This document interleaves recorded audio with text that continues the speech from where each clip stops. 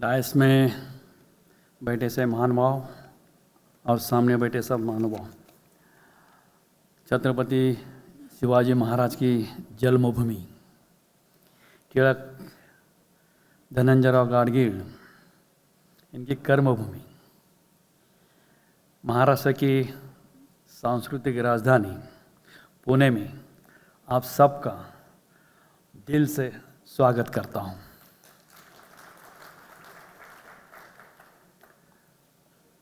Pune bank association से ताल्लुक़ रखता हूँ। पूरे देश से सहकार से संबंधित, बैंकिंग के संबंधित बहुत से महानुभाव यहाँ पधारे हैं। इसलिए भी पुणे बैंक एसोसिएशन की तरफ से आपका पुणे में स्वागत करता हूँ। मैं गौतम नवीन को धन्यवाद दूंगा। एक बड़ा इवेंट कि जो सहकारी बैंकों के विषयों पर या डिस्कस कर रहा है 2 दिन से, ये पुणे में उन्होंने आयोजित किया।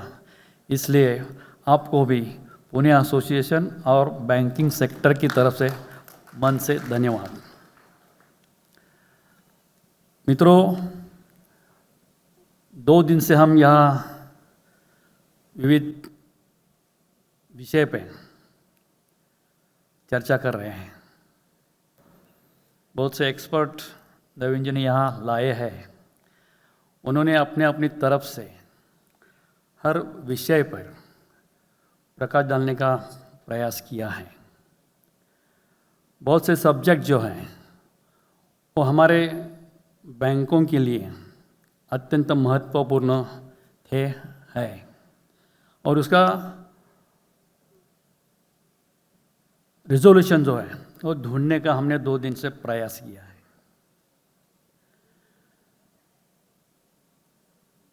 दो दिन में जो डिस्कशन, जो मुद्दे सामने आए हैं, सबसे बड़ा मुद्दा 10 इयर्स का भी दोनों ने जिक्र किया। हर एक का कहना है 10 इयर्स का जो मुद्दा है वो बैंकों के लिए बहुत डिफ़िकल्ट है, उनके एग्जिस्टेंस के लिए डिफ़िकल्ट है। शर्मा साहब ने अभी बताया कि हर एक बैंक का अपना अपना लीडरशिप है, हर एक बैंक का अपना अपना एरिया है। वहाँ उन लीडरशिप का जो विश्वास है, उस विश्वास पे एक बैंक चलती है। एक कमर्शियल बैंक नहीं है, कोऑपरेटिव बैंक भी चलती है विश्वास पे। वहाँ जो लोग काम करते हैं उनका समाज के प्रति कैसा रवैया है, इसके ऊपर वो बैंक का भवितव्य रहता है। यदि ये लोग चले गए तो बहुत से बैंक तकलीफ में आ जाएगी। इसलिए मैं हमेशा बोलता हूँ, हमारे प्रेसिडेंट है इधर महाराष्ट्र के ब्रह्मचा साहब, उनसे मैं बात करता हूँ हमेशा। बैंकिंग रेगुलेशन एक्ट 2020 में लगाया और वहाँ से वो रिट्रोस्पेक्टिव करके लगाते जा रहे हैं। बहुत बार क्या होता है, जब नया कानून लगाया जाता है वो always it should be prospective. 2002 से लगाए तो वहाँ से 10 साल पकड़े सकते हैं क्या? 2025 में आप थोड़ा दुरुस्त करके लगाया, वहाँ से लगा सकते हैं क्या? आपका रवैया ठीक है, उसके पीछे जो विचार है वो भी ठीक है, नए लोग आने चाहिए।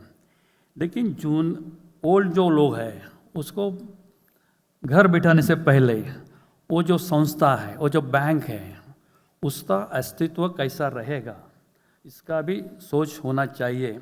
और उसी हिसाब से मैंने एक मीटिंग में ऐसा सुझाव दिया था। हमारे फेडरेशन कोर्ट में गई है, उससे पहले भी बैंकिंग रेगुलेशन एक्ट जब आया उस वक्त बहुत से फेडरेशन ने, लोगों ने, बैंकों ने हर तरह का रिट पिटीशन दाखिल किया, सब मद्रास में जाके पढ़ा है। लेकिन ये लीगल फाइट जो है चलता रहेगा। मैंने एक सुझाव दिया था, इसमें कुछ करना चाहते हो तो सब फेडरेशन एसोसिएशन मिलके अमित शाह जी को कुछ बोला तो वो एक ही आदमी है, वो कुछ कर सकता है। If he desires then it will be possible. तो वो हिसाब से अभी कुछ तो डिस्कस होना चाहिए। जो टॉलवर्ड्स है उन्होंने इस हिसाब से अर्बन बैंक के भवितव्य के बारे में विचार करके ये जो विचार है वो आगे ले जाना पड़ेगा, ऐसा मेरा खुद का कहना है। लेकिन कल जो लोग या ठिकाने यह बोले, उसमें जोशी साहब थे, उन्होंने बोला 10 साल का कुछ होने वाला नहीं है, आपको तो जाना ही पड़ेगा। Now you have to think about the succession plan of the bank. Succession होना चाहिए, उसके लिए भी हमको सोचना चाहिए। हमने इस सब जो माहौल है, इस माहौल में आत्म परीक्षण करना ही चाहिए। हर बैंक में काम करने वाले जो हमारे साथी हैं उन्होंने आत्म परीक्षण करना चाहिए। बहुत बार क्या होता है, कुछ बैंक में कुछ गड़बड़ी हो जाती है और उसका मीडिया में, पेपर में बहुत पब्लिक हो जाता है और लोगों के मन में कोऑपरेटिव सेक्टर के बारे में कुछ संदेह निर्माण होता है। इसलिए सेक्टर जिंदा रखने का है तो हमको भी आत्म परीक्षण करना चाहिए। उसी हिसाब से सक्सेशन प्लान सभी जगह, डायरेक्टर का सक्सेशन प्लान रहेगा और स्टाफ का भी सक्सेशन प्लान रहेगा। आरबीआई बोल रही है हर एक पोस्ट के लिए सक्सेशन होना चाहिए और इसके लिए हम जो बैंक चलाते हैं उनको भी सोचना चाहिए। दूसरा बाब है सेकंड, ट्रेनिंग। हमको कॉरपोरेट गवर्नेंस लाना है तो ट्रेनिंग देना ही पड़ेगा। लेकिन एक मानसिकता हमारी ऐसी रहती है, बहुत बार ट्रेनिंग के बारे में हम बहुत उदासीन रहते हैं। अच्छे आदमी कोऑपरेटिव बैंक में मिलते नहीं हैं और इसलिए वो जो ड्रॉबैक है वो हमारी कमियां हैं। इसलिए बैंकों ने ट्रेनिंग के लिए सेपरेट फंड्स क्रिएट करना चाहिए और खर्च करना चाहिए। पुणे एसोसिएशन ने बीच में पुणे यूनिवर्सिटी के साथ टाइप किया था। हमने सोचा बैंकों में अच्छे सीईओ नहीं है। वो क्यों नहीं है? जो बहुत साल से बैंक में काम कर रहे हैं वो सीनियरिटी से ऊपर जाते हैं और हम उनको सीईओ करते हैं, लेकिन वो एक विशिष्ट सब्जेक्ट में पूरे साल काम करते हैं, वो पूरा ट्रेन नहीं रहता। इसलिए हमने वो कोर्स बनाया था और कोर्स ऐसा था, 1 साल का कोर्स था। बैंकों ने उनका जो बंदा अच्छा काम कर सकता है ऐसा उनको लगता है, उनको भेजने का है ऑन ड्यूटी। मुझे बड़ा खेद है कि उसको रिस्पांस नहीं मिला। बैंकों ने ऐसा, हमारे संचालक है उन्हें ऐसा सोचा, हम क्यों 1 साल उनको ऑन ड्यूटी भेजे, हमको क्यों उसका खर्चा उठाए, वो बहुत खर्चा होता है। लेकिन ये बैंकों के लिए बहुत आवश्यक है। ये जो मानसिकता है वो बदलनी चाहिए। हमारे बैंक में जो काम कर रहे हैं उनकी इंटीग्रिटी बैंकों के बारे में अच्छी रहती है। इसलिए हमारे आदमी जो शुरू से हमारे साथ है उनको सब तरह से ट्रेन करने का काम हमको ही करना चाहिए। ये भी हमारा आत्मपरीक्षण है। और जो सब्जेक्ट अभी 2 दिन से यहाँ चला है टेक्निकल, उसके ऊपर भी हमको खर्चा करना ही चाहिए।